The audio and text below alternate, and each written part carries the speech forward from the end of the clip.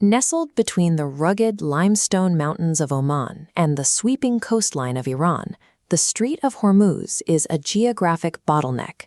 You cannot access the open ocean from the Persian Gulf without passing through this exact 21-mile gap. If oil is the bloodstream of the industrialized body, Hormuz is its main artery. Every day, approximately 21 million barrels of oil squeeze through this corridor. That accounts for more than 20% of the world's total crude oil consumption, with 70% of that volume destined for Asian markets.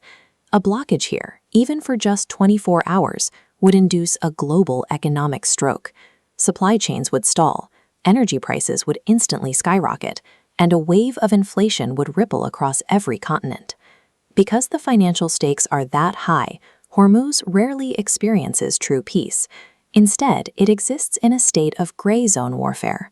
Radar arrays and patrol boats with mounted machine guns constantly shadow the flow of global capital. But if you step away from the geopolitical headlines and plunge beneath the radar, you find a different hidden reality. The military and economic tension defines the public image of the strait, but it obscures the region's physical identity. Beneath the warships and the oil tankers is a landscape of salt domes and ancient villages that predates the industrial era by hundreds of millions of years. This is Hormuz Island. Over 500 million years ago, shallow seas laid down thick layers of salt that were buried by volcanic ash. Over deep time, those ancient salt layers pushed upward, rising out of the earth to create massive, towering domes. Along the coast, the earth is saturated with hematite, an iron oxide mineral. The sand is so fine that when the ocean hits the shore, the minerals dissolve, dyeing the crashing waves a deep, vibrant red. Nearby on Keshem Island sits Star Valley. Roughly 2 million years ago, wind and intense rain began stripping away the softer sedimentary clay and limestone. What remained were the harder rock skeletons, leaving behind a landscape of twisting pillars and deep canyons. Deep within this system is the Chaku Gorge. Inside this cross-shaped labyrinth, locals have dug wells directly into the rock floor. In an intensely arid region, these wells capture the rare rainwater flowing down the vertical cliffs, providing a lifeline for people and livestock. The physical environment of the strait is not a modern industrial zone, but a 500-million-year-old masterpiece of planetary erosion. There is a biological paradox at play here. Right in the middle of this heavily trafficked, industrialized military zone sits a thriving coastal ecosystem.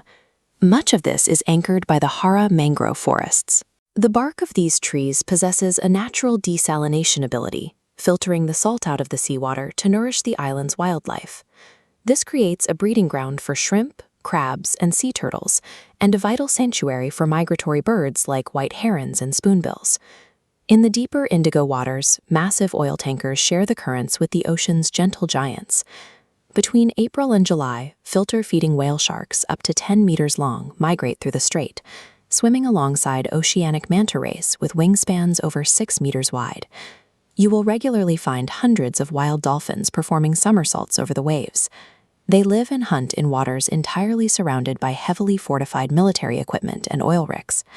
The waters that fuel global geopolitical anxieties simultaneously sustain some of the ocean's most delicate and resilient life forms. On the southern edge of the strait lies Oman's Masandam Peninsula. Here, the Arabian tectonic plate is slowly sliding beneath the Eurasian plate. This tectonic subsidence caused the landmass to sink, allowing the sea to flood the valleys and create steep limestone fjords that shelter small, completely roadless fishing villages. In the remote village of Kumzar, the locals speak Kumzari. Because the village sits at the entrance to the Persian Gulf, sailors from around the globe stopped here for millennia to collect fresh water. Each passing ship left behind a few words, organically synthesizing an entirely unique language.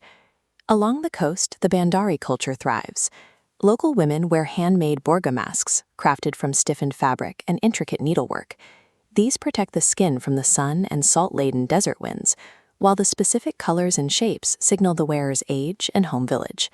You can still find the shipyards where master builders construct massive wooden linga vessels by hand.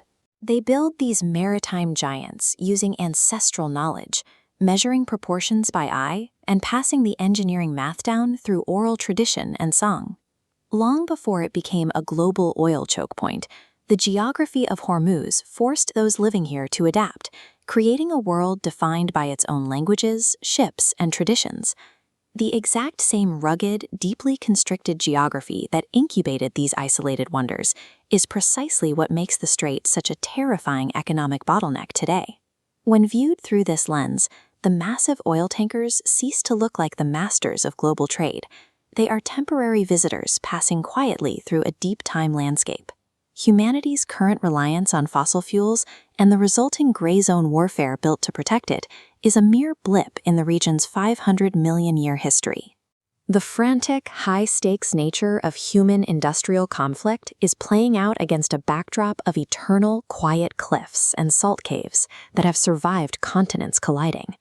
If the gates of Hormuz close, the world loses its energy supply. The stone, the salt, and the human presence remain, standing long after the tankers have rusted away.